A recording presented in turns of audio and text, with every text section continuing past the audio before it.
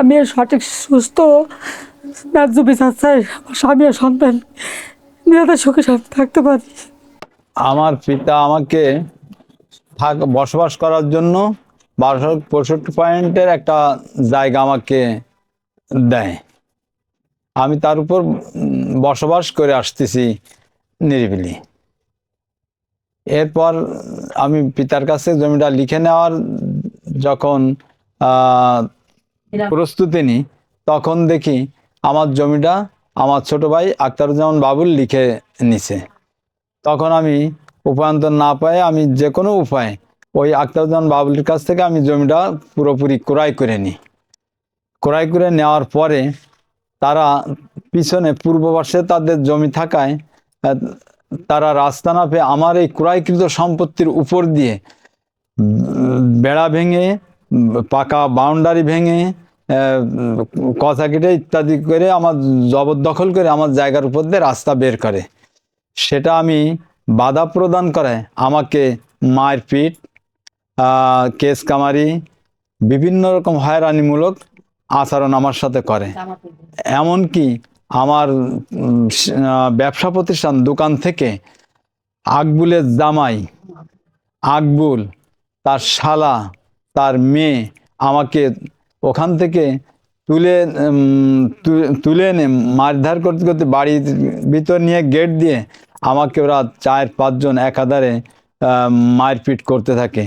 এটা আমার স্ত্রী টের পেয়ে পার্শ্ববর্তী লোকদেরকে আগে 999-এ ফোন দেয়, পরে পাশের লোকদের জানালে তারা আমাকে ওখান থেকে উদ্ধার করে নিয়ে আসে।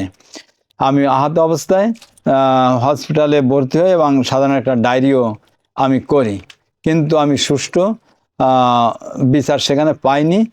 এরপরও আমাকে হুমকি দেয় যে আমাদের কি শক্তি তাকে জানিস? আমি রাতকে দিন, আকবুলের জামাই বলে এই কথা, যে আমি রাতকে দিন করতে পারি, দিনকে রাত করতে পারি। এই বলে সে আমাকে একটা লিখিত চিঠিও দেয় যে তোর জমির উপর দিয়ে হাঁটবো, রাস্তা তৈরি করব, তোর বাবাও ঠেকাতে পারবে না, এবং তোরে জানে শেষ করে ফেলবো, তোর লাশেরও খোঁজ হবে না। আর বলে তুই 2 লক্ষ টাকা আমাদের চাঁদা দিবি, এই বলে। এরপরে এইভাবে থাকে। আমি বিভিন্ন লোকের শরণাপন্ন হই, কোর্টের আশ্রয় নিই, কোনো সুষ্ঠু আমি বিচার পাই না। এরপরে গত 2 বছর আগে আমার জায়গার উপর দিয়ে কারেন্টের তার নেবে, সেটা আমি বাড়ি না থাকা আমার স্ত্রী বাধা দেয়, আমার স্ত্রীকে গালিগালাজ করে এবং গেট ভেঙে এসে বাড়ির ভিতর ঢুকে আমার স্ত্রীকে গালিগালাজ, মারপিট এবং গলার চেন পর্যন্ত ছিঁড়ে নিয়ে চলে যায়। তারই 1 বছর পরে এসে আবার আমার ওই জায়গার উপর দিয়ে তারা বাড়ি করার জন্য মালামাল, ইট, বালি, সিমেন্ট, রড টানতে শুরু করে। আমি বাধা দিলে পূর্বের ন্যায় আমাকে ওইভাবে মারধর করে, এবং আমার চিৎকার শুনে আমার ছেলে জায়েদ ওখানে পৌঁছালে জায়েদকেও মারপিট শুরু করে।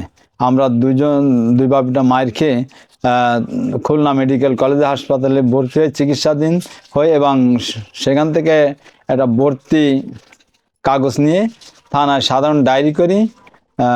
সেটা তদন্ত হয়েছে, কিন্তু তার ফলাফল এখনো আমি পাইনি।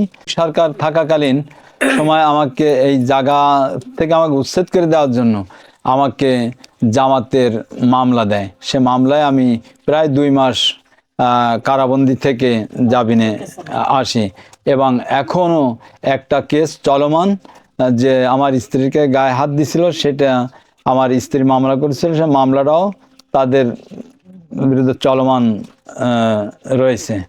আর আমি এখনও কোনো নিরাপত্তা পাচ্ছি না, আমি নিরাপত্তাহীনতায় ভুগতেছি। তা আমি চাই দেশের এবং প্রশাসন এবং সরকারি কর্মকর্তাদের কাছে আমার বিনীত নিবেদন এইটে, যে আমার এই যে আমি হয়রানি, ন্যায্য সম্পত্তি নিয়ে আমি যে হয়রানির মুখে শিকার, এটার থেকে যাতে আমি পরিত্রাণ পাইতে পারি, তার জন্য আমি সুধীজনের কাছে আমি এটা আবেদন এবং প্রস্তাব রাখি। আমি এর সঠিক সুস্থ ন্যায্য বিচার চাই, আমার স্বামী ও সন্তান নিরাপদে সুখে শান্তি থাকতে পারি। আমার স্বামীর জমির পর দিয়ে বিদ্যুৎ লাইন টানছিল, আমার স্বামী বাসায় ছিল না। আমি বিদ্যুৎ মিস্ত্রি বাধা সৃষ্টি করাতে যারা টানছিল তারা আমার পরে গেট ভেঙে আমার বাড়ির ভিতরে আমাকে এসে গালাগালি করে এবং আমি তার প্রতিবাদ করতে গেলে আমাকে মারধর করে। এজন্য আমি একটা মামলা দায়ের করি। আমি এখনো হুমকির ভিতরে আছি। আমাকে রাস্তায় দেখা হলে তাদেরকে হুমকি দেয়।